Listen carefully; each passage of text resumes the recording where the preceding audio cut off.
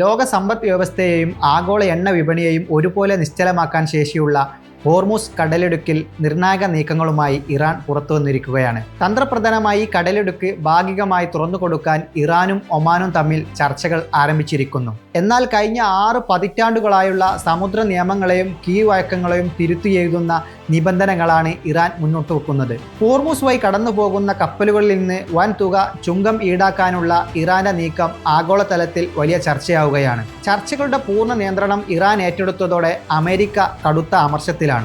ലോകത്തിലാകെ crude oil വിതരണത്തിന്റെ 1/5 ഭാഗം കടന്നുപോകുന്ന ഹോർമുസ് കടലിടുക്കിലെ തടസ്സം നീക്കാനും പാത ഭാഗികമായി തുറക്കാനുമാണ് ഒമാന്റെ മധ്യസ്ഥതയിൽ ചർച്ചകൾ പുരോഗമിക്കുന്നത്. എന്നാൽ ഈ ചർച്ചയിൽ മറ്റ് പ്രമുഖ വിദേശ ശക്തികൾക്കൊന്നും സ്ഥാനമില്ലെന്നും കർശന നിലപാടിലാണ് ഇറാൻ. പ്രധാനമായും ഇറാൻ മുന്നോട്ട് വെക്കുന്ന നിബന്ധനകൾ റഷ്യ, ചൈന എന്നീ രാജ്യങ്ങൾ ഒഴികെയുള്ള എല്ലാ വിദേശ ചരക്കു കപ്പലുകൾക്കും എണ്ണക്കപ്പലുകൾക്കും 7% പ്രത്യേകം ചുങ്കം ഏർപ്പെടുത്തും. ഉപരോധങ്ങൾക്കിടയിലും തങ്ങളോട് സഹകരിക്കുന്ന റഷ്യക്കും ചൈനക്കും പൂർണ്ണ നികുതി ഇളവ് നൽകി സമുദ്ര വ്യാപാരത്തിൽ അവർക്ക് ആധിപത്യം ഉറപ്പിക്കാൻ ഇറാൻ വഴി തുറക്കുന്നു. ഒമാൻ സമുദ്ര അതിർത്തിയോട് ചേർന്ന് സഞ്ചരിക്കുന്ന കപ്പലുകൾക്ക് 3% നിരക്ക് നിശ്ചയിക്കാനാണ് നിലവിലെ ധാരണ. ചർച്ചകളിൽ അമേരിക്കയോ മറ്റ് പാശ്ചാത്യ രാജ്യങ്ങളോ ഇടപെടേണ്ടതില്ലെന്ന് ഇറാൻ വ്യക്തമാക്കുന്നു. കഴിഞ്ഞ 60 വർഷമായി അന്താരാഷ്ട്ര സമുദ്ര നിയമപ്രകാരം സ്വതന്ത്ര സഞ്ചാരം ഉറപ്പാക്കിയിരുന്ന മേഖലയിലാണ് ഇറാൻ പുതിയ സാമ്പത്തിക തന്ത്രവുമായി രംഗത്തെത്തിയിരിക്കുന്നത്. ഇറാന്റെ ഈ പുതിയ പ്ലാൻ വെറുമൊരു നികുതി പിരിവല്ല, മറിച്ച് പാശ്ചാത്യ ഉപരോധങ്ങൾക്ക് മറുപടിയായി ഇറാൻ തീർക്കുന്ന സമുദ്ര പ്രതിരോധമാണ്. എന്നാൽ ഈ ചർച്ചകളിലും തീരുമാനങ്ങളിലും ഇറാൻ സമ്പൂർണ്ണ മേൽക്കൈ നേടുന്നത് അമേരിക്കയെ കടുപ്പത്തിൽ ചൊടിപ്പിച്ചിരിക്കുകയാണ്. നിലവിൽ അമേരിക്കയ്ക്ക് ചില ആശങ്കകളുണ്ട്. യൂറോപ്യൻ അമേരിക്കൻ കപ്പലുകൾക്ക് 7% അധിക നികുതി വരുന്നത് അവരുടെ വ്യാപാര ചെലവ് കൂടും.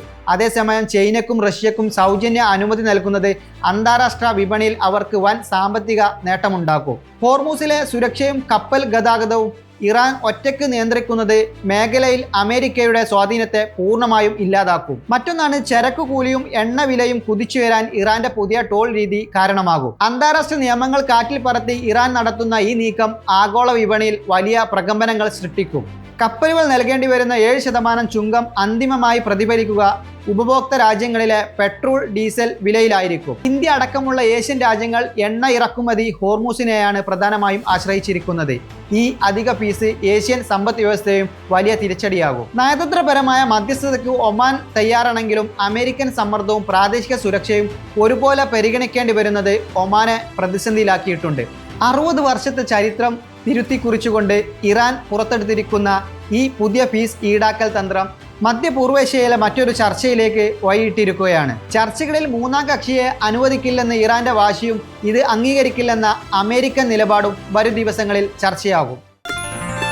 Waytonikah.com, the exclusive Muslim matrimonial site.